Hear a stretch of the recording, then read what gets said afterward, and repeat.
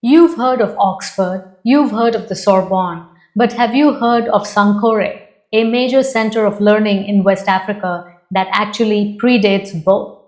Now, the modern concept of a university with degrees, faculties, and official charters was formalized in medieval Europe. But centuries earlier, Nalanda in India attracted thousands of students from across Asia and had sprawling libraries, international faculty, and dorms 500 years before Paris had a single campus.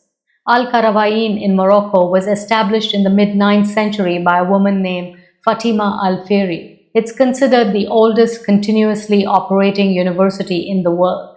And in Timbuktu, the Sankore Mosque emerged around 989. It began as a place of worship, but over the next few centuries, especially under Mansa Musa in the 14th century, it became part of one of the great intellectual hubs of the medieval world. At Sankore, students studied law, medicine, astronomy, mathematics, philosophy, and theology. Not just religious doctrine, but a broad curriculum grounded in enquiry and scholarship.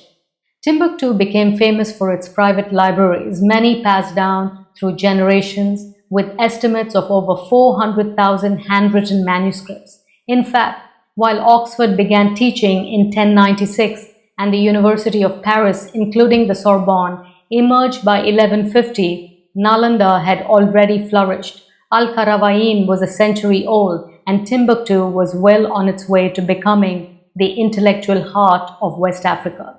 So why don't we hear more about this? Because the story of education, like much of history, is often told through a European lens. But from India to Morocco to Mali, brilliant centers of learning helped shape the world long before diplomas came with Latin seals. And here's a fun twist. You've probably heard of Mansa Musa, the richest man in history. But his real flex wasn't gold, it was knowledge. After his legendary pilgrimage to Mecca in 1324, Mansa Musa brought back architects, scholars, and books. He didn't build palaces, he built mosques, schools, and libraries, especially in Timbuktu.